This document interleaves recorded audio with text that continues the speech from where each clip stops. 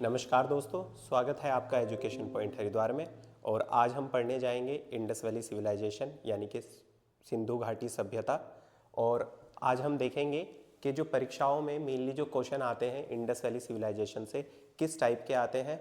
और अगर आप देखेंगे, आप प्रीवियस ईयर के क्वेश्चंस देखेंगे तो most of the questions Indus valley civilisation से पूछे जाते हैं।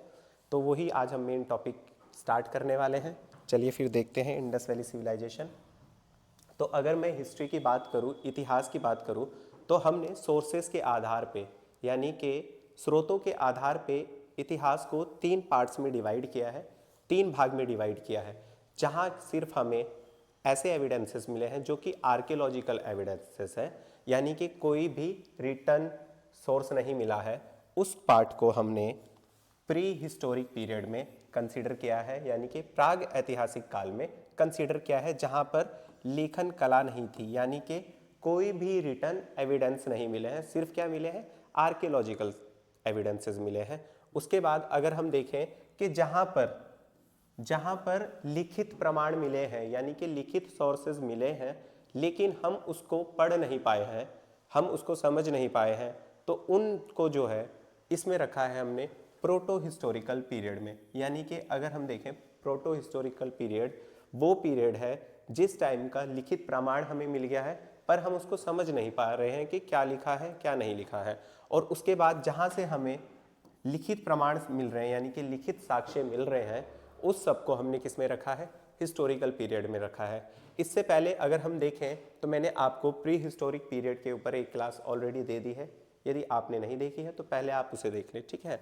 यानी कि प्री हिस्टोरिकल पीरियड में मैंने आपको स्टोन एज ऑलरेडी पढ़ा दिया है। आज जो हम पढ़ने जाएंगे वो हम पढ़ने जाएंगे इंडस वैली सिविलाइजेशन, यानी कि प्रोटो हिस्टोरिक पीरियड का पार्ट इंडस वैली सिविलाइजेशन। आज हम इसको पढ़ेंगे।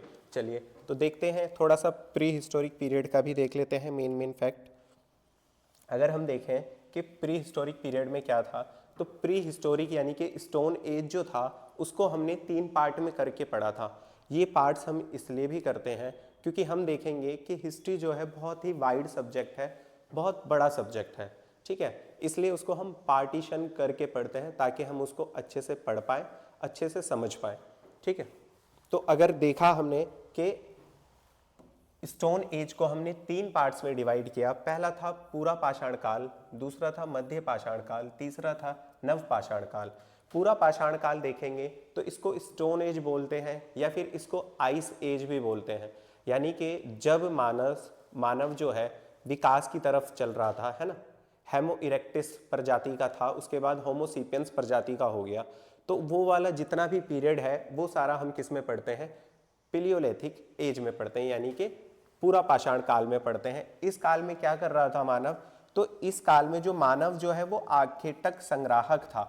आखेटक संग्राहक का मतलब क्या होता है, आखेटक संग्राहक का मतलब होता है कि मनुष्य क्या कर रहा था, सिर्फ शिकार कर रहा था और उस शिकार से क्या कर रहा था, खाना कर रहा था और सरवाइव कर रहा था। उसे किसी तरीके का कोई नॉलेज नहीं था। और दूसरा देखेंगे तो इन्होंने यहाँ पर इन्वेंशन ऑफ फायर कर दिया था, यानी कि ये यहाँ पर क्या सीख गए थे, आग को जलाना सीख गए थे।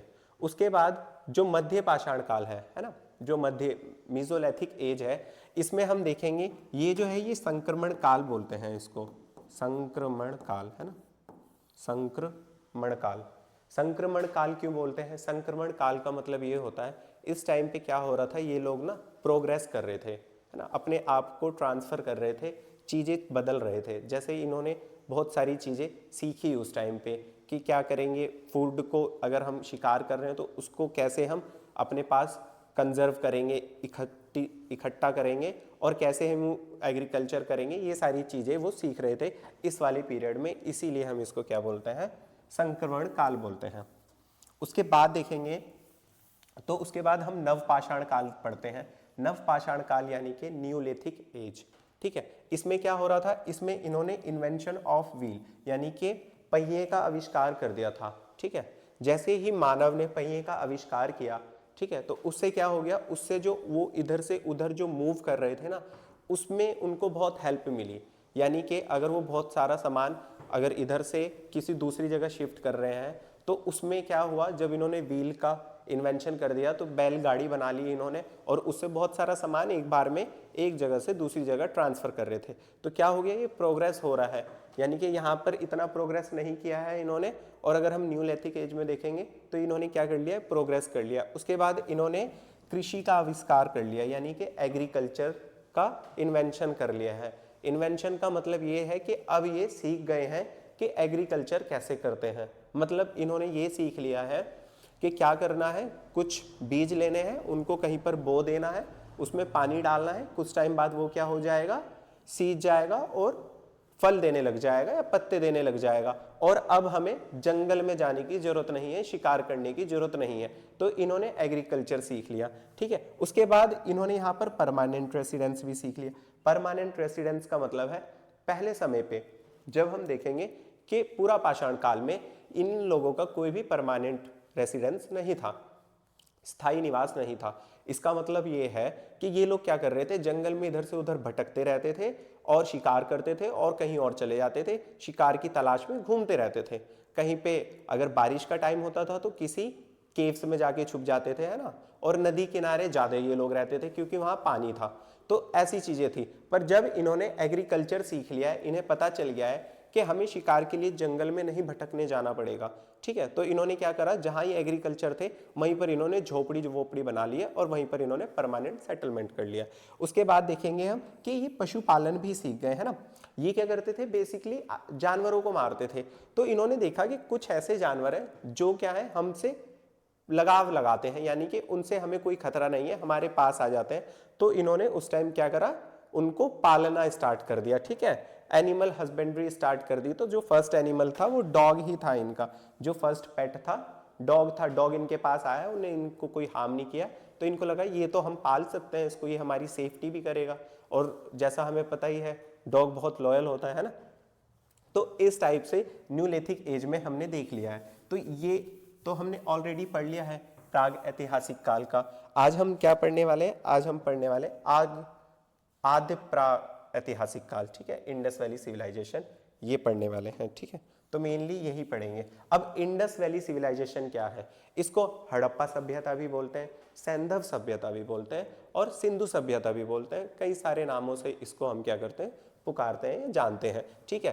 तो इसके पीछे भी रीजन है, इंडस वैली सिविलाइजेशन क्यों बोलते हैं इसको, क्योंकि हम देखेंगे कि ये जो सभ्यता है, ये पूरी की पूरी सभ्यता इंडस रिवर के बेसिन में ही बसी हुई है। यानी कि जो इंडस रिवर है, हमारी सिंधु रिवर है, उसके ही बेसिन में पूरी क्या है, ये सभ्यता बसी हुई है, ठीक है। हमें कैसे पता चलता है कि कोई इंडस वैली सिविलाइजेशन थी, तो जैसा हम जानते हैं कि ब्रिटिशर आए थे हमारे यहाँ, है ना, 1600 के आसपास हमारे यहाँ ब्रिटिशर आए थे। उन्होंने 2-3 साल, 200-300 साल क्या किया, हमारे ऊपर रूल किया।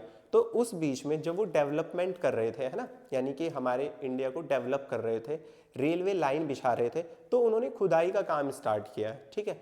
तो कई सारे मोंड पड़े हुए थे। मोंड क्या होता है, मोंड होता है टीला, ठीक है। टीला कैसे होता है, थोड़ा सा मैं आपको समझा देता हूँ कि टीला क्या होता है। देखिए, जैसे कोई भी एक प्लेन सरफेस है, प्लेन समतल एरिया है, वहां पर थोड़ा सा जो उठावा होगा एरिया, ऐसा जो उठावा एरिया होगा, उसी को मोंड बोलते हैं, उसी को टीला बोलते हैं, ठीक है। और इस टीले पे जब उन्होंने खुदाई करी, है ना, इसको उन्होंने खोदा, यहाँ से एक्सकेवेशन किया उन्होंने, तो जब खुदाई करी तो यहाँ से उन्हें बहुत सारी एविडेंसेस मिले, बहुत सारी चीज़ें मिली हैं, ठीक है।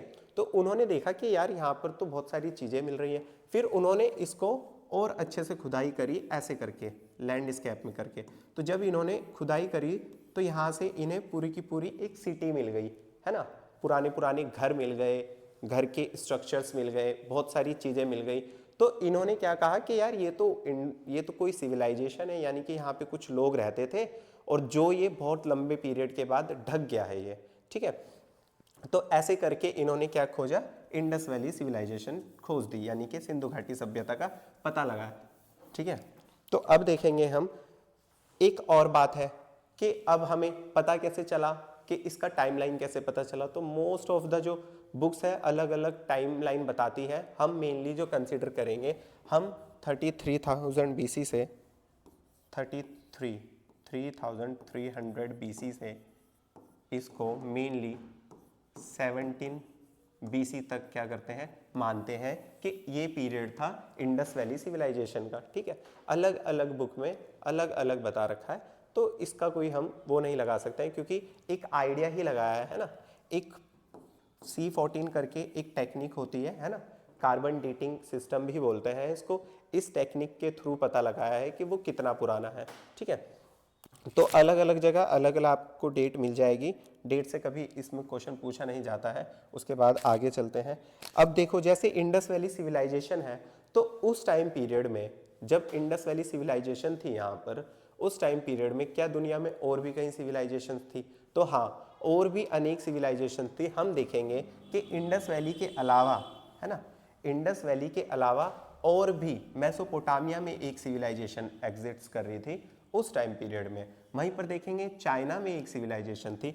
वहीं पर देखेंगे हम इजिप्ट में भी एक क्या थी, सिविलाइजेशन थी। यानी कि इसी पीरियड में, जिस पीरियड में भारत में सैंधव सभ्यता रह रही थी, उसी टाइम पीरियड में दुनिया में और भी अलग अलग जगहों पे अलग अलग सभ्यताएं थी। यानी कि ऐसे एविडेंसेस मिले हैं कि जो ये प्रूफ करते हैं कि इस टाइम पर और भी जो अलग अलग जगह पर अलग अलग सिविलाइजेशंस एग्जिस्ट कर रही थी। ठीक है, उसके बाद हम देखेंगे कि इनमें कुछ कॉमन फैक्टर भी है क्या? हाँ, एक कॉमन फैक्टर है इसमें। हम देखते हैं कि जितनी भी सिविलाइजेशंस है, ये सब ना किसी रिवर बैंक के किनारे बसी हुई है। यानी कि जैसे इंडस वैली सिविलाइजेशन है, तो ये सिंधु रिवर के किनारे बसी हुई है। वैसे ही हम देखेंगे जो मेसोपोटामिया है, मेसोपोटामिया सिविलाइजेशन है, यहाँ पर एक टिग्रिस रिवर पड़ती है, टिग्रिस रिवर। ठीक है, टिग्रिस रिवर, उसके बैंक पे पूरी की पूरी ये मेसोपोटामिया सिविलाइजेशन है। वहीं पर चाइना की सिविलाइजेशन देखेंगे तो ये येलो रिवर पड़ती है, येलो रिवर, उसके बैंक पे ये पूरी की पूरी सिविलाइजेशन है। और वहीं पर अगर इजिप्ट की सिविलाइजेशन देखेंगे तो ये नाइल रिवर के क्या है, बैंक पर है। तो हमने देखा कि मेनली जो अर्ली पुराना जो है, बहुत पुरानी जो सिविलाइजेशंस है, वो सब क्या थी, किसी ना किसी नदी के किनारे बसी हुई थी। टाइमलाइन सबका सेम ही है अकॉर्डिंगली, है ना। चाइनीज जो सिविलाइजेशन है उसका थोड़ा सा बाद में आता है, यानी कि 700 BC से 200-300 BC तक का टाइमलाइन है। इतना कुछ पूछा नहीं जाता है। ठीक है, तो ये वाला मेनली टाइमलाइन है। चलिए अब आगे देखते हैं। अब जो इंडस वैली सिविलाइजेशन है, जब हम इसको देखेंगे तो इसके 3 फेज देखेंगे हम, है ना।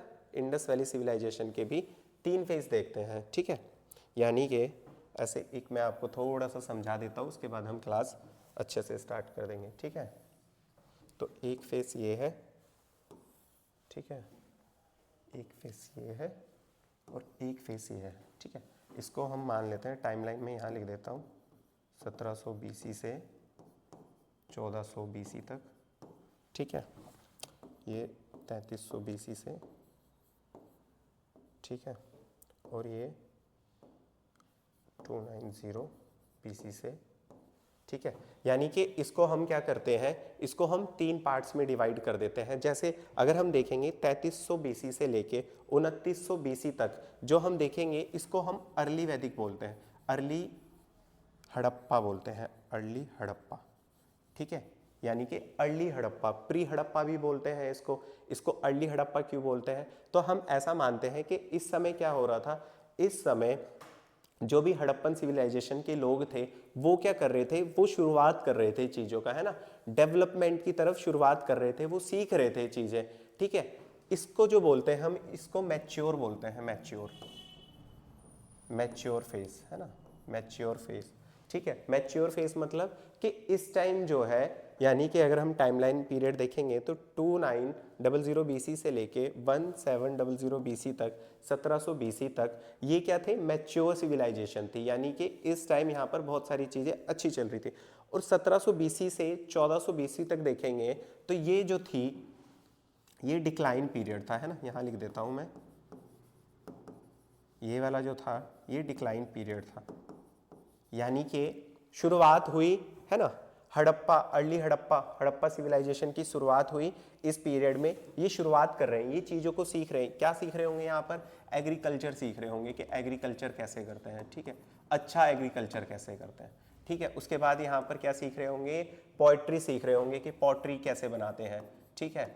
उसके बाद और क्या सीख रहे होंगे, ये उसको कंजर्व करना सीख रहे होंगे, जो भी ये एग्रीकल्चर कर रहे होंगे, ठीक है। और जब इन्होंने देखा कि अब क्या हो गया, एग्रीकल्चर ये लोग अच्छे से सीख गए, पोट्री ये अच्छे से सीख गए, उसको कंजर्व करना अच्छे से सीख गए, तो ये लोग यहाँ पर क्या करने लग जाएंगे, ट्रेड करने लग जाएंगे, यानी कि यहाँ पर ट्रेड स्टार्ट हो जाएगा, ठीक है। और यहाँ पर क्या कर रहे होंगे, ये फोर्टिफिकेशन कर रहे होंगे, यानी कि किलाबंदी सीख रहे होंगे, किलाबंदी सीख रहे होंगे, ठीक है। यहाँ पर जब हम जाएंगे मैच्योर फेस में, तो इन्होंने किले के निर्माण कर दिए होंगे, किले बना दिए होंगे, यानी कि यहाँ पर फोर्ट बना दिए होंगे, ठीक है। इस तरीके से यहाँ पर ट्रेड चल रहा है, अच्छा सरप्लस एग्रीकल्चर हो रहा है ना। सरप्लस एग्रीकल्चर क्या होता है, सरप्लस एग्रीकल्चर कर रहे हैं, एग्रीकल्चर, ठीक है। सरप्लस एग्रीकल्चर, तो सरप्लस एग्रीकल्चर को बोलते हैं अधिशासी कृषि। अधिशासी का मतलब ये होता है कि अगर 20 लोग हैं, 20 लोग के भोजन को सिर्फ मात्र 2 या 3 लोग ही उगा पा रहे हैं, तो इसी को अधिशासी बोलते हैं, सरप्लस एग्रीकल्चर बोलते हैं, ठीक है। अधिशेष बोलते हैं शायद उसको हिंदी में, ठीक, इंग्लिश में सरप्लस एग्रीकल्चर बोलते हैं, ठीक है। तो इस टाइम जो है ये मैच्योर फेज चल रहा है इनका, मैच्योर फेज यानी कि इस टाइम क्या है कि ये लोग बहुत अच्छे से क्या सीख गए हैं, सारी चीज़ें सीख गए हैं और डेवलप्ड हो गए हैं। और ये वाला जो पीरियड है, यानी कि इसके बाद हम देखेंगे कि धीरे धीरे यहाँ पर जो होगा डिक्लाइन फेस हो जाएगा, ये सभ्यता खत्म होने की कगार पे आ जाएगी और 1400 BC तक हम देखेंगे कि ये सभ्यता बिल्कुल के बिल्कुल खत्म हो जाएगी, जिसके अनेक रीजन है ना, अनेक अलग अलग स्कॉलर्स ने अलग अलग रीजन बताए हैं। चलिए, तो ये आपको समझ में आ गया। थोड़ा सा टाइमलाइन जो है, टाइमलाइन को लेके थोड़ा विवाद नहीं करेंगे, क्योंकि अलग अलग जगह पर अलग अलग सोर्सेज में अलग अलग टाइमलाइन है, मेनली हमें भी नहीं पता है, वो सब क्या कर रहे हैं, एविडेंसेस के आधार पे टाइमलाइन बता रहे हैं, ठीक है। मेनली जो टाइमलाइन बिल्कुल परफेक्शन में आएगी वो वैदिक पीरियड से आएगी, उसके हमें लिखित एविडेंसेस मिल जाते हैं, जिसमें थोड़ा हमें टाइमलाइन का अच्छे से पता चल जाता है। चलिए, तो आगे चलते हैं। ये मैंने बता दिया है, अर्ली हड़प्पा फेस है ना, मैच्योर हड़प्पा फेस और लेटर हड़प्पा फेस। अब देखेंगे जो हड़प्पा सभ्यता थी, हड़प्पा सभ्यता एक पूरी की पूरी इंडिया में किस किस पार्टीशन में फैली हुई थी। जब हमने खुदाई करी है ना, मैंने आपको ये बता दिया कि मोंड थे, मोंड कैसे बने होंगे, थोड़ा सा ये भी मैं आपको बता देता हूँ कि ऐसा मान सकते हैं हम कि यहाँ पर कोई एक सिविलाइजेशन आई है ना, एक कोई सिविलाइजेशन आई, कुछ लोग आए यहाँ पर कहीं से पलायन करके, माइग्रेट करके, ठीक है। हमें पता है आइस एज था स्टार्टिंग में, और धीरे धीरे एज फैक्टर चेंज हो रहा था, एज फैक्टर कह रहा हूँ, वेदर जो है वेदर चेंज हो रहा था, बर्फ वाला टाइम था एक, और वो धीरे धीरे बर्फ पिघल रही थी और क्या हो रहा था, गर्माहट बढ़ती जा रही थी। तो ये वाला कॉन्सेप्ट हमने पहले ही पढ़ रखा है। तो यहाँ पर कोई सिविलाइजेशन आई और उसने क्या करा, यहाँ पर आके रहने लग गई है ना, यहाँ पे छोटे छोटे घर बना लिए है ना, छोटे छोटे घर बना लिए, या जो भी जिसमें वो रह रहे हैं केव्स बना लिए, ठीक है। कुछ टाइम बाद वो यहाँ से पलायन कर गई, तो उसने घर यहीं पर छोड़ दिए, और जो उनके थोड़े बहुत टूल्स हुआ करते थे, जो भी वो करते थे, वो टूल्स भी उन्होंने यहीं पर छोड़ दिए है ना। और क्लाइमेट चेंज की वजह से, क्लाइमेट की चेंज की वजह से, एक मिनट, ठीक है, ये मैं फिर से बना देता हूँ, ठीक है। क्लाइमेट चेंज होने की वजह से यहाँ पर क्या हुआ, धूल मिट्टी बारिश वगैरह आई, और ये जो है ये सारा क्या हो गया, दब गया है ना, ये सारा दब गया, ठीक है। अब जहाँ पर ये सिविलाइजेशन होगी वहाँ पे क्या होगा, जब धूल मिट्टी पड़ेगी तो जो प्लेन सरफेस है, यानी कि प्लेन सरफेस है, उससे थोड़ा उठा हुआ होगा है ना, यानी कि थोड़ा सा ऊंचा होगा, तो उसी उठे हुए पार्ट को ही हम क्या बोलते हैं, मोंड बोलते हैं है ना, ठीक है। आपको इतना क्लियर हो गया। और जब हमने इसकी खुदाई करी तो हमें ये घर जो है ये वापस मिल गए, यहाँ पर जो टूल्स उनके पड़े हुए थे ये सब मिले हैं, जिसे हमने C14 के द्वारा, कार्बन डेटिंग के द्वारा पता लगाया है कि क्या है ये, इसका इतना एज है और यहाँ पर कोई सिविलाइजेशन एग्जिस्ट कर रही थी। और भी बहुत सारी चीज़ें मिली हैं हमें, उसी के आधार पे है, ठीक है। तो हम देख लेते हैं कि ये भारत में जो है कहाँ कहाँ तक फैली हुई थी। मेनली यहाँ से क्वेश्चंस बनता है कि हम अगर देखें कि ईस्ट में देखेंगे कि ईस्ट में जो है ये आलमगीरपुर जो कि मेरठ में पड़ता है, वहाँ तक फैली हुई थी। और जो आलमगीरपुर है ये एक रिवर के बैंक के किनारे है, और वो रिवर है हिंडन रिवर है ना। अगर हम ईस्ट में देखेंगे, ठीक है, ये ईस्ट होता है, ये वेस्ट होता है, ये नॉर्थ होता है, ये साउथ होता है, ठीक है। अगर हम देखेंगे कि इंडस वैली सिविलाइजेशन का विस्तार कहाँ तक था, कहाँ कितने एरिया में एक्सपेंस थी वो, कितने एरिया में विस्तृत थी वो, तो ईस्ट की तरफ देखते हैं। तो ईस्ट की तरफ ये जो आलमगीरपुर है यहाँ तक थी, जो कि मेरठ यूपी में पड़ता है, और ये हिंडन रिवर के बैंक पे थी। ठीक है, वहीं पर अगर हम वेस्ट में देखेंगे तो वेस्ट में जो है ये सुत कांगेडोर, यानी कि सुत कांगेडोर एक जगह है, वहां तक फैली हुई थी, जो कि अब कहाँ पड़ता है, बलूचिस्तान में पड़ता है। और किस रिवर के बैंक पे थी, तो दाश्क एक रिवर है, दाश्क रिवर के बैंक पे थी। मेनली क्वेश्चन यहीं से बनता है कि जो इंडस वैली सिविलाइजेशन का उत्तर की तरफ कितना विस्तार है, पूरब की तरफ कितना विस्तार है, या पूरब की तरफ लास्ट जो पॉइंट मिला है उसका क्या नाम है, किस रिवर पे है वो, है ना, इस टाइप से क्वेश्चन बनता है। वहीं पर अगर हम नॉर्थ में देखेंगे, उत्तर में देखेंगे, तो ये मांडा एक जगह है उत्तर में, जो कि जम्मू कश्मीर में है, और किस रिवर बैंक पे है ये, तो चेनाब रिवर के बैंक पे है, यानी कि चेनाब नदी के किनारे मांडा एक जगह है यूपी में, वो कश्मीर में, और वहां पर ये विस्तृत है। वहीं पर देखेंगे हम कि लास्ट जो ये साउथ वाला जो है, साउथ में कहां तक विस्तृत है, तो दाइमाबाद है। ठीक है, दाइमाबाद जो कि अहमदनगर में पड़ता है, महाराष्ट्र अहमदनगर में, वहां तक विस्तृत है। और जो ये दाइमाबाद है ये किस रिवर बैंक पे है, गोदावरी नदी के किनारे है। तो ये हमने देखा कि ये कितना ही लंबा एरिया क्या कर रही है, कवर कर रही है। इसका मतलब कि इस इतने सारे जो ये एरिया कवर कर रही है, तो एक ही तो साइड नहीं होगी, बहुत सारी साइड होगी। ठीक है, तो अगर हम देखेंगे रिसेंटली ये पता चला है कि 25 प्लस, यानी कि 2500 प्लस 2500 से ज़्यादा साइट्स क्या मिल चुकी हैं, हड़प्पन सिविलाइजेशन की मिल चुकी है। अलग अलग जगह खुदाई चल रही है और नई नई साइट्स मिली जा रही है। तो क्या हमें सारी साइट्स पढ़नी है? नहीं, हमें जो है मेन साइट्स पढ़नी है, सारी साइट्स नहीं पढ़नी है। ठीक है, अब मैं थोड़ा सा आपको मैप पे दिखा देता हूं कि इसका जो विस्तार है किधर किधर है ना।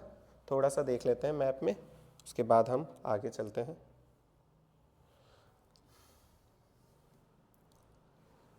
ठीक है,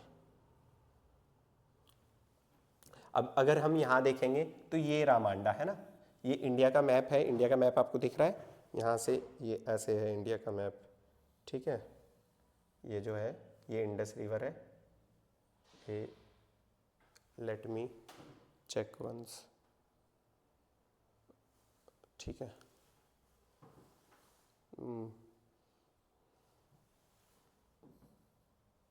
ये है इंडिया, है ना।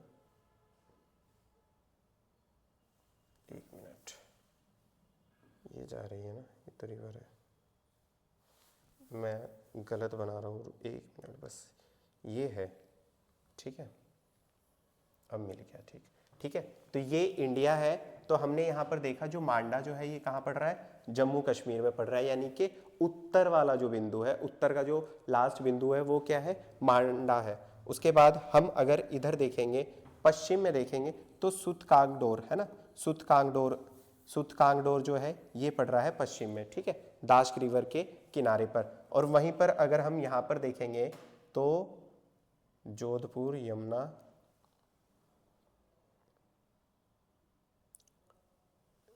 राखीगढ़ी, बनावली, मीठादिल, वो नहीं दिख रहा है। ठीक है, यूपी में पड़ेगा, यहाँ पर कहीं पड़ेगा वो।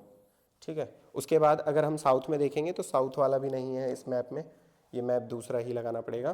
तो इसमें साउथ वाला भी नहीं है। मेनली अगर हम देखें तो ये जो सारा एरिया है, ये यहाँ से लेके ये पूरा का पूरा ये वाला एरिया, तो इतना जो एरिया है ये सारा क्या था, इंडस वैली सिविलाइजेशन था। ठीक है, चलिए अब आगे चलते हैं।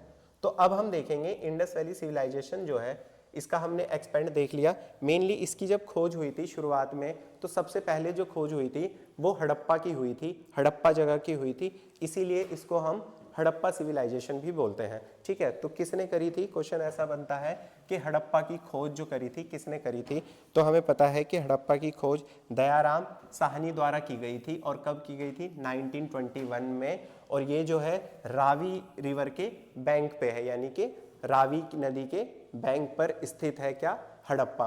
और उसके बाद हम देखेंगे मोहनजोदड़ो एक साइड खोजी गई।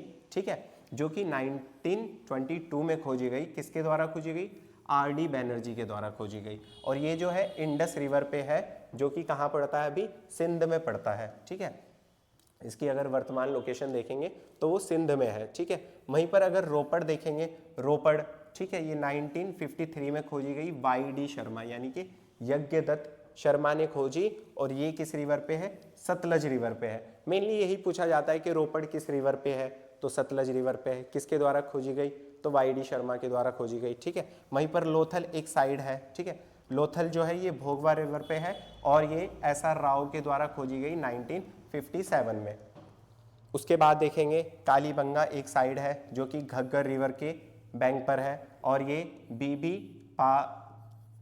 पाल है ये। ठीक है, बीबी पाल के द्वारा खोजी गई। उसके बाद चनहुदड़ो एक साइड है जो कि इंडस रिवर पर पड़ रही है और ये MG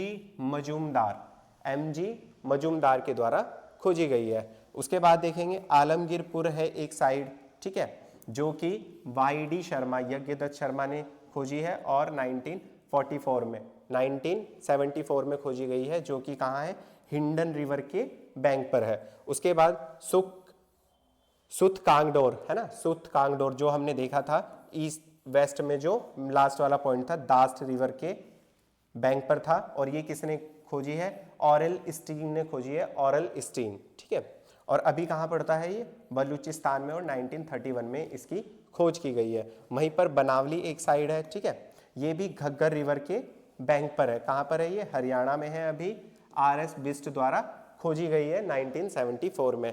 वहीं पर लास्ट जो है रंगपुर देखेंगे, रंगपुर एक साइड है जो कि MS वॉट्स के द्वारा खोजी गई है 1931 में। और भदूर एक रिवर है, भदूर रिवर उसके बैंक पर है। तो ये मेन साइड्स है, यहाँ से यही क्वेश्चन बनते हैं कि इस साइड को किसने खोजा है या इसका एक्सकेवेशन किसने किया है, किस टाइम पीरियड में किया है और ये साइड किस रिवर पे है और किस एरिया में पड़ रही है। तो आप इसका एक बार स्क्रीनशॉट ले सकते हैं। ठीक है, आप इसको बार बार देखेंगे, थोड़ा 2-3 बार देखेंगे तो रिवाइज करेंगे, याद हो जाएगा। चलिए आगे देखते हैं कि जैसा मैंने बताया इंडस वैली सिविलाइजेशन थी, जब उन्होंने खोदा, वहाँ पर एक्सकेवेशन किया तो पूरी की पूरी एक नगरीय सभ्यता मिली। नगरीय सभ्यता मतलब अर्बन सिविलाइजेशन। अब हम इसको अर्बन सिविलाइजेशन क्यों बोल रहे हैं, अर्बन सिविलाइजेशन यानी कि नगरीय सभ्यता इसलिए बोल रहे हैं क्योंकि हमने जब देखा, खुदाई करी, तो हमने पूरा का पूरा एक नगर खोजा और ये पता चला कि ये क्या है, ये बहुत डेवलप्ड है। ठीक है,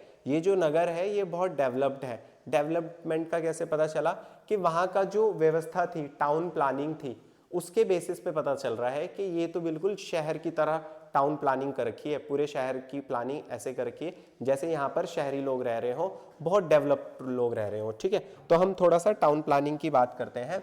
ठीक है, अगर हम इंडस वैली की जितनी भी साइट्स है, मेनली हर जगह ऐसा ही पाया गया है। ठीक है, कहीं कहीं पर थोड़ा वो है, दिक्कतें हैं, पर वो मैं आपको बता दूंगा।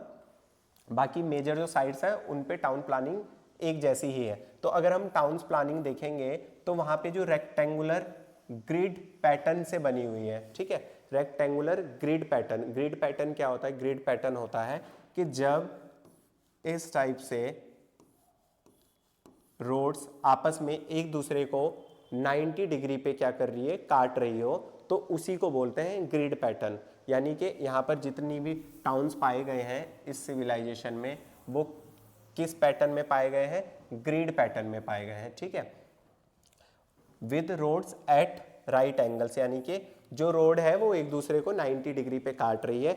इस टाइप से पूरी की पूरी वो सिविलाइजेशन बनाई हुई गई है। ठीक है, और इस सिविलाइजेशन में जो यूज्ड की गई है ना, जो यूज किया गया है, ईंटों को जो यूज किया गया है, वो हमने देखा है कि बर्न ईंटें हैं, वो बर्न ईंटें यानी कि पकी हुई ईंटों का इस्तेमाल किया गया है। और अगर हम अदर सिविलाइजेशंस में देखते हैं तो मेसोपोटामिया में भी पकी हुई ईंटों का इस्तेमाल किया गया है, पर इतने ज़्यादा उस पर नहीं किया गया है स्तर पे जितना कि इंडस वैली में किया गया है ना।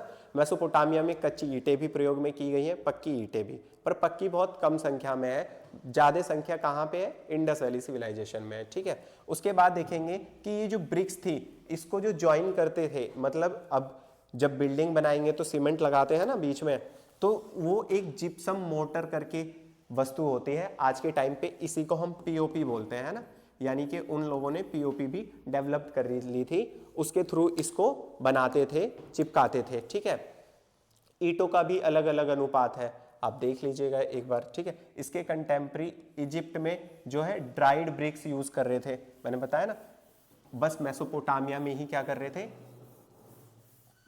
बर्न्ट यानी कि पकी हुई ईंटों का यूज कर रहे थे, और ये सुखाकर ड्राइड करके उसको यूज कर रहे थे, कौन से, इजिप्ट सिविलाइजेशन वाले। ठीक है, the city was divided into 2 parts. ठीक है, जो सिटी थी वहां पर, जो शहर था वो 2 पार्ट्स में डिवाइड था। मैं थोड़ा सा आपको समझा देता हूं, फिर हम आगे देखेंगे, है ना। वहां पर जो सिटी थी, ठीक है, तो सिटी कैसी थी, सिटी 2 पार्ट्स में डिवाइड थी, यानी कि एक सिटी यहां पर थी, ठीक है, एक सिटी यहां पर थी। ऐसे 2 पार्ट्स में सिटी डिवाइड थी। यहां सर हमें कोई रिवर फ्लो कर रही थी। ठीक है, अब इनमें क्या था, ये जो सिटी थी, इस सिटी को अगर हम देखेंगे तो ये थोड़ी हाइट पे थी, हाइट मतलब थोड़ी ऊंचाई पे थी, हाइट पे थी, और ये जो थी ये थोड़ी नीचे थी, रिवर के पास थी। तो इसलिए इसको, इस सिटी को अपर सिटी बोलते हैं, है ना, और इसको बोलते हैं लोअर सिटी। ठीक है, अपर सिटी बोलते हैं, लोअर सिटी बोलते हैं। अपर सिटी के अलावा इसको सीटाडेल भी बोलते हैं, है ना, इस सिटी को क्या बोलते हैं, सीटाडेल, सीटाडेल भी बोलते हैं। अब इसमें क्या खासियत थी, ये वाली सिटी हम देखेंगे तो यहां पर जो है इस टाइप से ग्रिड पैटर्न के हिसाब से क्या था, कटी हुई थी, है ना, 90 डिग्री पे रोड एक दूसरे को क्या कर रही थी, इंसेक्ट कर रही, काट रही थी।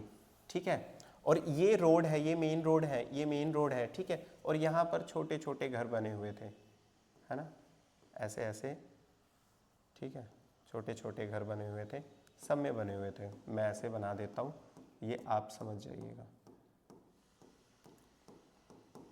ठीक है, सब में बने हुए थे छोटे छोटे घर। ठीक है,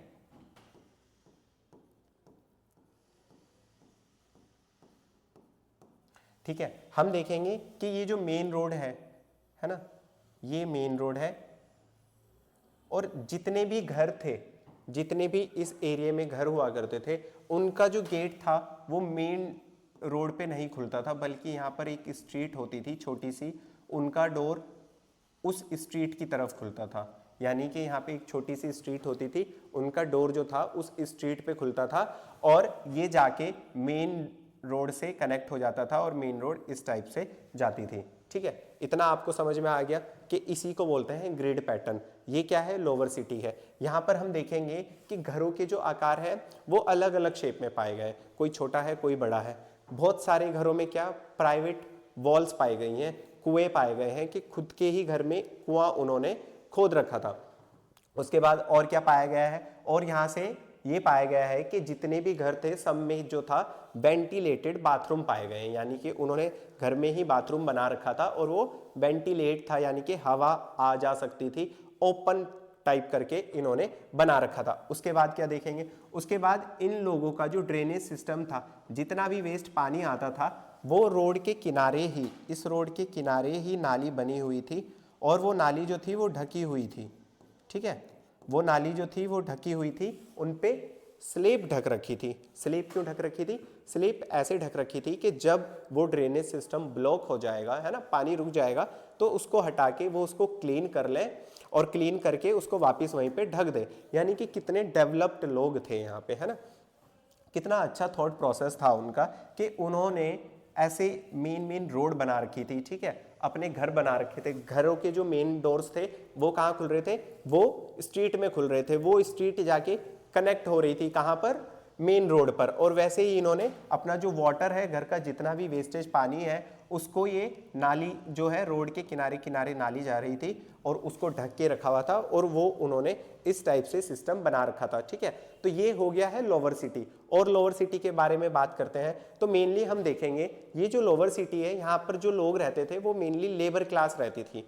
ऐसा क्यों रहते थे, क्योंकि जब हम अपर सिटी को देखते हैं, सिटाडेल को देखते हैं, तो ये जो है ये बहुत ज़्यादा ही हाइपर दिखाई देती है, अच्छी दिखाई देती है, तो उसके अकॉर्डिंगली हमने ये अनुमान लगाया है कि यहाँ पर क्या रहते थे, लेबर क्लास, है ना, जो भी मजदूर वगैरह जो लेबरिंग करते हैं, एग्रीकल्चर करते हैं, वो लोग यहाँ पर रहते थे। और वहीं पर अगर हम सिटाडेल की बात करें, एक तो ये हाइट पे थी, है ना, काफ़ी ज़्यादा हाइट पे थी। ऊपर से क्या था, इसके ना चारों तरफ किलेबंदी हो रखी थी, बहुत ही मोटी किलेबंदी, ठीक है, किलेबंदी हो रखी थी इसके चारों तरफ। और यहाँ पर जो है, यहाँ पर एक मेन गेट हुआ करता था, यानी कि मेन दरवाजा हुआ करता था। तो इसलिए हमने अनुमान लगाया है कि ये जो हाइट पे बिल्डिंग बनी हुई है, यहाँ पर क्या कौन रहते होंगे, जो हाई क्लासेस किंग्स रहते होंगे, या फिर रॉयल्स रहते होंगे, या फिर जो मर्चेंट्स है, बड़े बड़े व्यापारी हैं, वो लोग यहाँ पर रहते होंगे, ठीक है। यहाँ पर ऐसे ऐसे घर बने हुए हैं, ठीक है। ग्रेनरीज बनी हुई है सिटाडेल में, बहुत सारी ग्रेनरीज, यानी कि इन्होंने क्या कर रखा है, यहाँ पर अन्नगार बना रखे हैं, ठीक है। और अगर हम मोहनजोदड़ो की बात करेंगे तो वहाँ पर एक पब्लिक बाथ भी बना हुआ है, बहुत बड़ा एक बाथ भी बना हुआ है, जिस नहाने के लिए स्नानागार बोलते हैं जिसको, ठीक है। तो ये मेनली था, इस हिसाब से हम देख सकते हैं कि जो लोअर सिटी थी वो लोअर क्लास लोग रहते थे, यहाँ पर जो अपर सिटी थी सिटाडेल था, यहाँ पर अपर क्लासेस रहते थे, क्योंकि इन्होंने क्या कर रखा था, चारों तरफ से किलेबंदी कर रखी थी ताकि जानवरों से, चोरों से सुरक्षा पाया जाए, ठीक है। जो लोअर सिटी था वो नहर हमेशा ईस्ट में ही होता था, ठीक है, जो लोअर सिटी होती थी वो हमेशा ईस्ट में होती थी, और वहीं पर जो ये सिटाडेल था ये हमेशा वेस्ट में होता था। ये सेम ही इसी टाइप के डिजाइन में होता था। चलिए, इतना आपको थोड़ा समझ में आ गया होगा। अब आगे देखते हैं और क्या बात होती है, ठीक है।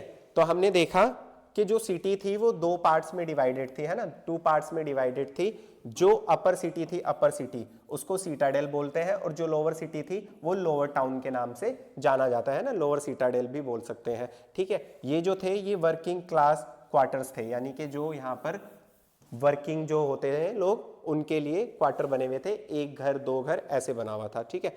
Most buildings have private wells, यानी कि बहुत सारी बिल्डिंग्स पे क्या थी, अगर देखेंगे तो प्राइवेट वेल्स थी, प्राइवेट कुएं थे, घर में ही उनके कुएं थे, ठीक है। प्रॉपर्ली वेंटिलेटेड बाथरूम्स थे उनके पास, ठीक है। Do not have large monumental structure such as temples और places for rulers like Egyptian and Mesopotamian civilisations, यानी कि हम देखेंगे कि यहाँ पर बड़े बड़े मॉन्यूमेंट्स नहीं थे, यानी कि मंदिर टाइप का नहीं था, ऐसा कुछ भी बड़ा नहीं बना हुआ था, घर बने हुए थे, ग्रेनरीज बनी हुई थी, बाथरूम्स बने हुए थे, इस टाइप की चीजें ही मेनली हमें मिली जाती है। बल्कि अगर मेसोपोटामिया में देखेंगे तो वहाँ बड़े बड़े क्या बने थे, मॉन्यूमेंट्स बने हुए थे, ठीक है। एडवांस ड्रेनेज सिस्टम था यहाँ पे, वो मैंने आपको बता दिया है क्या था एडवांस ड्रेनेज सिस्टम। तो हमने बात कर ली है किसकी, मेनली टाउन प्लानिंग की। तो हमने देखा कि जो हड़प्पन सिविलाइजेशन है वो क्या है, सबसे पहले वो एक अर्बन सिविलाइजेशन है, नगरीय सभ्यता है, जिसका कारण मैंने अभी आपको बता दिया कि उनकी जो टाउन प्लानिंग थी वो बहुत ज़्यादा एडवांस थी। दूसरा, उनका बहुत अच्छा ड्रेनेज सिस्टम था, और उन्होंने क्या कर रखा था, 2 भागों में विभक्त कर रखा था, एक जो था लोअर क्लास के लोगों के लिए था, एक जो था वो अपर क्लास लोगों के लिए था। अब बात करते हैं आगे एग्रीकल्चर की, ठीक है। तो यहाँ पर ये फोटो मैंने डाली है मोहनजोदड़ो की, है ना, थोड़ा सा आपको और अच्छे से मैं समझा देता हूँ। देखिए, इसको बोलते हैं सिटाडेल, है ना। जब आप इसको देखेंगे तो ये देखिए बड़ी बड़ी दीवारें हैं, किलेबंदी कर रखी हैं, ठीक है, अपर सिटी है ये देखिए, ये है सिटाडेल, ठीक है। यहाँ पर बड़ी बड़ी ग्रेनरीज मिलेंगी, ये ग्रेनरीज मिलेंगी, बड़े बड़े घर मिलेंगे, है ना, और पब्लिक बाथ मिलेगा, इस टाइप से चीज़ें मिलेंगी किसमें, सिटाडेल में। वहीं पर अगर हम देखें तो ये जो है ये है लोअर सिटी, है ना, ये लोअर सिटी है, यहाँ पर ये मेन रोड है, ऐसे ऐसे मेन रोड इसको इंसर्ट कर रही हैं यहाँ पर, ठीक है। ये मैं वैसे ही वर्बली बना रहा हूँ क्योंकि अलग अलग डिज़ाइन है, मेनली जो है ऐसा हम कंसीडर करते हैं, ठीक है। ये यहाँ पर घर होंगे जिनके जो रोड्स होंगे वो इस तरफ खुलेंगे, है ना, जिनकी जो दरवाजे हैं वो स्ट्रीट यानी कि गली की तरफ खुलेगी, ठीक है। इसमें ज़्यादा किलेबंदी नहीं दिख रही है आपको, ठीक है। और ये जो है ये रिवर के किनारे लोअर सिटी मिलेगी, हमेशा जो अपर सिटी है वो वेस्ट में ही मिलेगी, जो लोअर सिटी है वो ईस्ट में ही मिलेगी, इसकी डायरेक्शन हमेशा सेम होती है। और ये देखेंगे कि जब यहाँ पर बाढ़ आ जाएगी, ठीक है, तो ये लोग अपने आप को बचा लेंगे क्योंकि ये हाइट पर है, ठीक है, ऐसी थिंकिंग थी उनकी कि हम रॉयल्स हैं तो हम क्या रहेंगे, हाइट पे रहेंगे, अगर कभी बाढ़ आ जाती है बारिश की वजह से तो ये जो गरीब लोग हैं ये मर जाएंगे, है ना, ये सेफ रहेंगे। ठीक है, एग्रीकल्चर की बात करते हैं तो देखो, अगर हम एग्रीकल्चर की बात करते हैं तो मेन जो क्रॉप्स है उनकी एक वीट है और एक बार्ले है ना, यानी कि गेहूं और जौ। गेहूं और जौ के बहुत ज़्यादा साक्ष्य मिले हैं, तो हमने ऐसा अनुमान लगाया है कि गेहूं और जौ की क्या करते थे, ज़्यादातर वो कृषि करते थे। ठीक है, कल्टीवेशन ऑफ राइस इन लोथल, लोथल में अगर हम देखेंगे, लोथल और रंगपुर में, ठीक है, लोथल और रंगपुर में हमें चावल के साक्ष्य मिले हैं, यानी कि ये लोग क्या करते थे, राइस भी उगाते थे, राइस की भी खेती किया करते थे। ठीक है, उसके बाद ये लोग कॉटन की भी खेती किया करते थे, है ना, कॉटन की खेती किया करते थे। और जब मैंने आपको स्टार्टिंग में बताया था मैच्योर फेस, तो मैच्योर फेस में ये क्या कर रहे हैं, ट्रेड भी कर रहे हैं। ठीक है, थोड़ा सा हम ट्रेड पे भी बात कर लेते हैं। कॉटन की क्या करते थे, खेती करते थे, जिसको ग्रीक्स लोग क्या बोलते थे, सिंडन बोलते थे, है ना, कि सिंडन की खेती करते हैं। कॉटन को वो लोग सिंडन बोलते थे, जो ग्रीक लोग थे, यानी कि मेसोपोटामिया के जो लोग थे। तो ये ट्रेड कर रहे थे, उस टाइम पे ट्रेड कर रहे थे, लेकिन हम देखेंगे कि हमें कोई कॉइन्स वगैरह नहीं मिलते हैं उस टाइम के। तो ये लोग ट्रेड कैसे कर रहे थे, तो ये लोग जो है बार्टर सिस्टम पे ट्रेड कर रहे थे, है ना, एक सिस्टम होता है बार्टर सिस्टम। ठीक है, हालांकि हमें बहुत सारी सील्स मिल रही हैं जो सीधा सीधा यही बताती हैं कि ये लोग क्या करते थे, बहुत ज़्यादा ट्रेड करते थे। ठीक है, बहुत ज़्यादा ही इनका व्यापार होता था इधर से उधर। और किस आधार पे करते थे, तो बार्टर सिस्टम के आधार पे करते थे। बार्टर सिस्टम का मतलब ये होता है कि अगर मेरे पास गेहूं है और आपके पास क्या है, दाल है, तो आप मेरे से गेहूं ले लीजिए थोड़ा सा और मुझे उसके बदले में क्या दे दीजिए, दाल दे दीजिए। तो इस टाइप को ही लेन देन की जो प्रक्रिया होती है उसी को हम क्या बोलते हैं, बार्टर सिस्टम बोलते हैं। तो इसका मतलब जो ये लोग थे, ये इनको कुछ अनाज भेजते होंगे और बदले में कुछ और चीज ले लेते होंगे। ठीक है, उसके बाद देखें हम, जो ग्रीक्स हैं, ग्रीक्स है ना, जो मेसोपोटामिया के लोग हैं, उन्होंने इंडस वैली को क्या बोला है, मेलुहा बोला है। ये पूछा जाता है ना, मेलुहा, याद रखिएगा थोड़ा सा मेलुहा, कि मेलुहा शब्द बोला है उन्होंने, उनकी बुक्स में भी मिला है, इंडस वैली के लिए मेलुहा शब्द, है ना, मेलुहा कह के उन्होंने पुकारा है। और कॉटन को वो लोग क्या बोलते थे, सिंडन बोलते थे। आगे देखते हैं। ठीक है, स्टोर्ड इन ग्रेन्स, ठीक है, उससे पहले देख लेते हैं, produced sufficient food grains and cereals were received as taxes from peasant and store in granaries for wages and emergencies same as Mesopotamia. यानी कि ये लोग क्या करते थे, जो हायर क्लास के जो लोग रहते होंगे, ऐसा मानते हैं कि वो लोग क्या लेते थे, इनसे कृषि करने का टैक्स लेते थे। ठीक है, और वो टैक्स के रूप में क्या लेते होंगे, वो टैक्स के रूप में इनसे ग्रेनरीज लेते थे, जो ये अनाज उगाते थे, उसी को ये लोग क्या करते थे, स्टोर कर लेते थे अपने पास, स्टोर इकट्ठा कर लेते थे। और इसलिए इकट्ठा करते थे कि जब इमरजेंसी पड़ेगी, है ना, खेती नहीं होगी, बाढ़ आ जाएगी, बारिश आ जाएगी, खेती खराब हो जाएगी, तो ये लोग उस जो अनाज को इकट्ठा किया है उसको अपने यूज में ले लें। ठीक है, चलिए इतना आपको समझ में आ गया है, आगे चलते हैं। ठीक है, तो हमें वहां से क्या, डोमेस्टिकेशन ऑफ एनिमल्स भी मिले हैं, यानी कि ये लोग क्या करते थे, पशुपालन भी करते थे। ठीक है, मेन जो इनका वर्क था, हम देखेंगे इनका मेन वर्क क्या है, एग्रीकल्चर है। एग्रीकल्चर पे ये ज्यादा फोकस्ड है, पशुपालन ये कम करते हैं, है ना। तो पशुपालन, जैसे पशुपालन में क्या क्या पशु, अगर हम देखेंगे, oxen, buffaloes, goats, dogs, cats were domesticated, यानी कि इन लोगों को क्या करते थे, ये पालते थे। और वहीं पर देखेंगे जो हम्प्ड बेल है ना, हम्प्ड बल्स, यानी कि जो हम्प्ड बेल है उस वो इनका क्या है, फेवरेट है, यानी कि इनको बहुत प्रिय है वो। ठीक है, जो हम्प्ड बेल है वो इनको क्या है, कुबड़ वाला बैल, कुबड़ यानी कि जिसके कुबड़ होता है पीछे। ठीक है, वो क्या है, इनका फेवरेट है, प्रिय है इनको बहुत। उसके बाद देखेंगे हॉर्सेस के ना कोई भी एविडेंसेस नहीं मिल रहे हैं, अगर मिल रहे हैं तो वो कहाँ पर मिल रहे हैं, सुरकोतड़ा में और मोहनजोदाड़ो में एविडेंसेस मिल रहे हैं। उसके अलावा हमें जितनी भी सील्स मिली है, किसी पर हॉर्स का कोई प्रमाण नहीं है। यहाँ पर भी उनके पद चिन्ह वगैरह मिले हैं, जिससे ऐसा लगा है कि ये लोग हॉर्सेस के बारे में जानते होंगे, लेकिन मेनली ये हॉर्सेस के बारे में और कोई प्रमाण नहीं मिला है। सिर्फ इनके यहाँ 2 जगह से थोड़े से प्रमाण मिले हैं, है ना, सुरकोतड़ा, मोहनजोदाड़ो और लोथल से भी मिले हैं, पद चिन्ह मिले हैं। ठीक है, तो ये थोड़ा सा कंफ्यूजिंग वाला है। उसके बाद हम देखेंगे एलिफेंट्स और राइनोसोर्स वेल नोन, यानी कि एलिफेंट यानी कि हाथी को भी बहुत अच्छे से जानते थे और राइनोसोर्स को भी बहुत अच्छे से जानते थे। कैसे पता चलेगा हमें? जब हमें इनकी सील्स मिलेगी तो उससे हमें पता चलेगा कि ये इन सभी जानवरों को जानते थे। ठीक है, अब यहाँ पर रिलीजियस प्रैक्टिसेस क्या होती थी, ठीक है, यानी कि ये किस धर्म को मानते थे, ये क्या पूजा पाठ करते थे, ऐसे भी कुछ एविडेंसेस मिले हैं। जैसे हमें यहाँ पर हम देखेंगे एक सील मिली है, सील मतलब एक मोहर मिली है। मैंने बताया ना आपको, हाँ, ये लोग क्या करते थे, ट्रेड करते थे। तो ट्रेड में ना ये मोहर का यूज करते थे, स्टैंप का यूज करते थे। उसका यूज ये इसलिए करते होंगे कि जब इन्होंने यहाँ से कुछ एक थैले में भर के भेजा है ना, एक थैले में भर के भेजा, तो ये खुद तो जाएंगे नहीं कृषि, किसी के थ्रू भेजेंगे, कोई एक बंदा होगा उसके थ्रू भेजेंगे, तो वो क्या करेगा, इसमें से अनाज निकाल लेगा और कुछ और डाल देगा, है ना।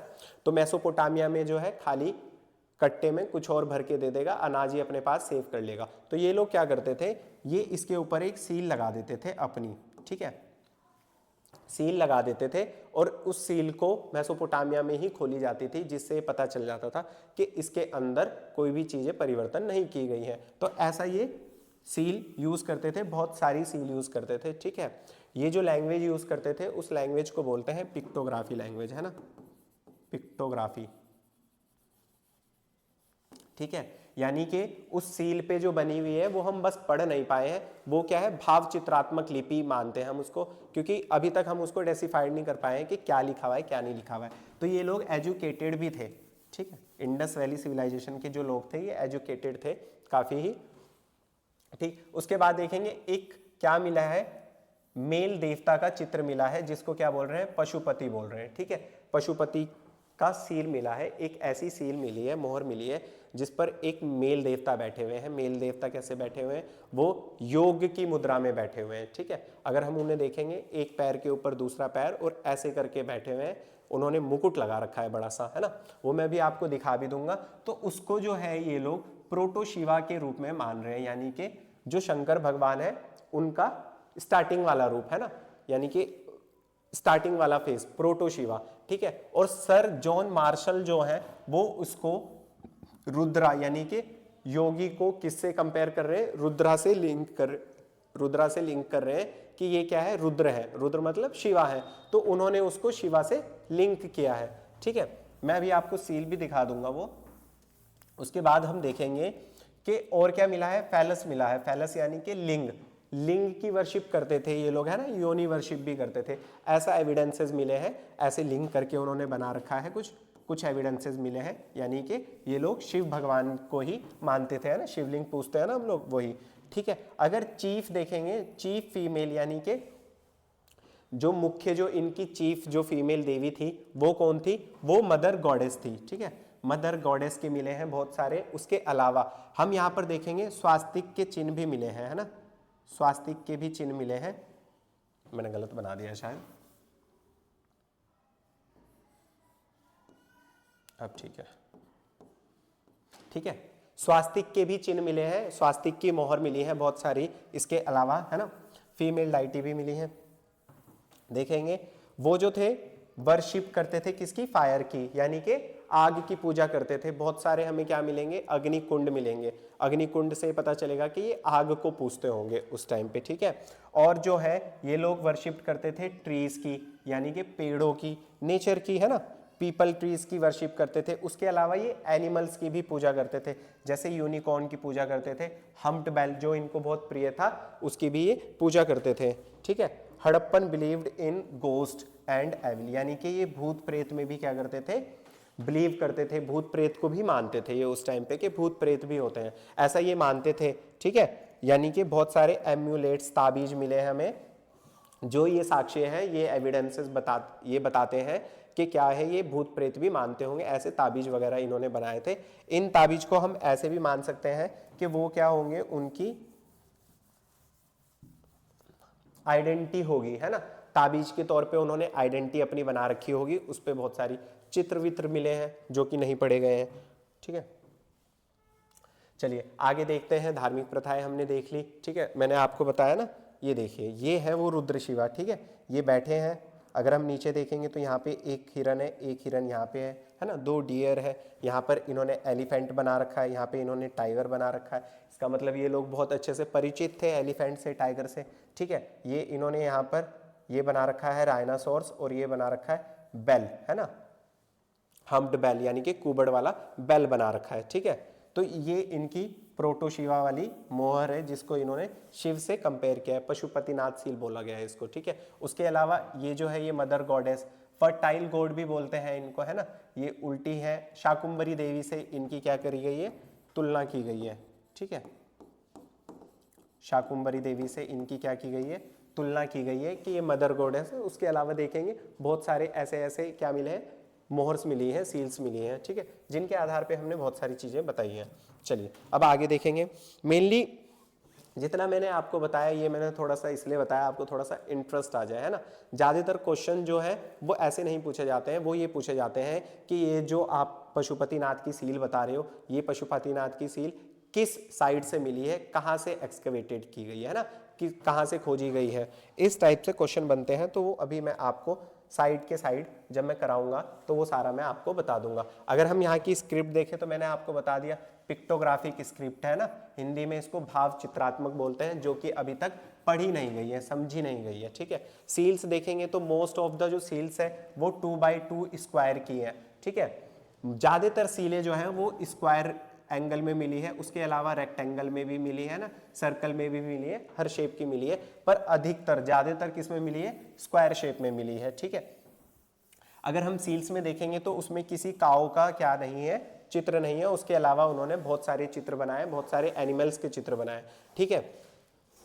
उसके बाद देखेंगे primary used for commercial purposes, जो सील जो है वो किस लिए यूज कर रहे थे, कमर्शियल पर्पसेस। और जो एमुलेट्स है यानी कि जो ताबीज वगैरह है वो आइडेंटिफिकेशन के लिए यूज कर रहे थे या फिर एजुकेशनल पर्पसेस के लिए यूज कर रहे थे ये ताबीजों को, है ना। उसके बाद सिम जो है मेनली वहां पर एक स्वास्तिक सिंबल वाला भी चिन्ह मिला, वो सील मिला हुआ है, स्क्वायर और रेक्टेंगुलर सील ज्यादातर मिली हुई है। उसके बाद अगर हम स्टोन स्टैचू की बात करेंगे तो एक बियर्डेड मैन पाया गया है ना मोहनजोदाड़ो से, वो मैं भी आपको पिक्चर और दिखा दूंगा। दाढ़ी वाला एक मैन पाया गया है जिसको हमने प्रीस्ट से क्या किया है, कंपेयर किया है कि ये कोई प्रीस्ट होगा उस टाइम पे, इंडस वैली सिविलाइजेशन पे क्या होगा, ये प्रीस्ट होगा जो स्टेटाइट से बना हुआ है ना, कम, जिसको हमने प्रीस्ट से क्या किया है, कंपेयर किया है। उसके बाद देखेंगे कि रेड सैंड स्टोन से एक फिगर मिली है मेल टॉर्स की, ठीक है, एक आदमी की लाल मिट्टी की बनी हुई एक फिगर मिली है। अगर देखेंगे आप नेट पे सर्च करेंगे मेल टॉर्स तो आपको मिल जाएगा, देख लेंगे, ठीक है। उसके बाद एक डांसिंग गर्ल मिली है ना, नृत्य करती हुई एक लड़की मिली हुई है ना, त्रिभंगा बोला गया है, स्टैंड त्रिभंगा ऐसे करके खड़ी है वो, ठीक है, डांसिंग पोस्चर में खड़ी है। और ये मिली है, कहाँ से मिली है, ये भी मोहनजोदड़ो से मिली है। चलिए आगे चलते हैं। तो अब देखिए ये वो प्रिस्ट है, ये वो दाढ़ी वाले हैं ना, इनकी दाढ़ी है, इनका जो वस्त्र है ये बिल्कुल ही अच्छे टाइप से डिजाइन किया गया है, जिसलिए इनको किसी प्रिस्ट से कंपेयर किया गया है। वहीं पर ये जो है ये ब्रोंज की बनी हुई है ना, ब्रोंज की यानी कि कांसे की, ठीक है, ब्रोंज की बनी हुई है ये, और ये मोहनजोदड़ो से मिली है। चलिए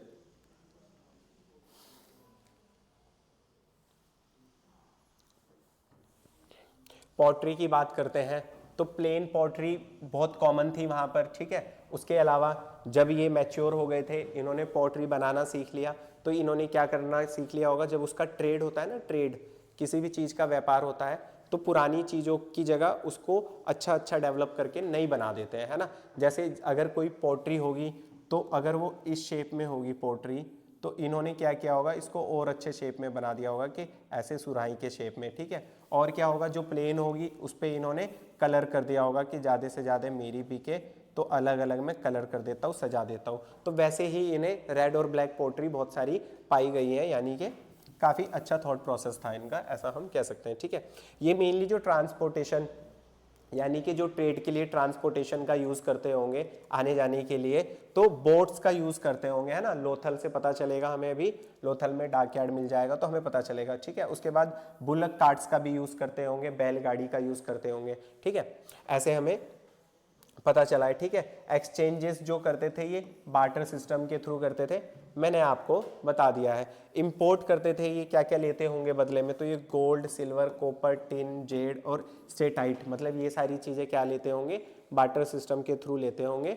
और जैसे हमारे यहाँ कॉटन होता है तो कॉटन ये ट्रांसफ़र कर देते होंगे, है ना, उसके बाद ये ग्रेनरीज ट्रांसफ़र कर देते होंगे, इस टाइप से ये वो भेज देते होंगे, है ना। जैसे ये एक्सपोर्ट क्या करते हैं, एग्रीकल्चर करते हैं, एग्रीकल्चर कॉटन गुड्स करते हैं ना, टेराकोट की फिगरेंस करते हैं, और बीड्स फ्रॉम चनहुदड़ो यानी कि मनके का कारखाना, छोटे छोटे आभूषण टाइप के, वो भी ये क्या करते थे, एक्सपोर्ट करते थे। ठीक है, चलिए अब आगे देखते हैं।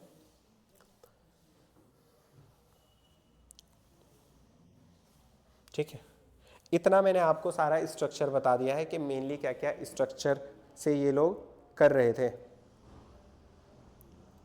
चलिए तो ऐसा करते हैं, क्लास थोड़ी लंबी हो गई है ना, आज के लिए हम इतना ही करते हैं। और अब आगे जो है मेन चीज़ें रह गई हैं, यानी कि हम सारी साइट्स देखेंगे, उसको किसने डिस्कवर किया है वो देखेंगे, और वहाँ से क्या क्या एविडेंसेस या क्या क्या वस्तुएं पाई गई हैं, क्या क्या चीज़ें पाई गई हैं वो देखेंगे एग्ज़ाम प्रोस्पेक्ट के हिसाब से। ठीक है, तब तक के लिए हम आज इतना ही करते हैं।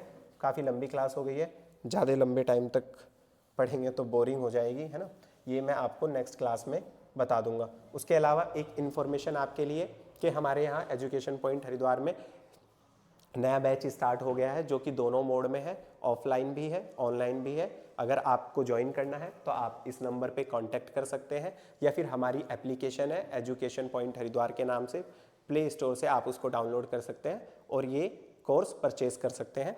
ठीक है, इसी के साथ अपना ध्यान रखिए और धन्यवाद।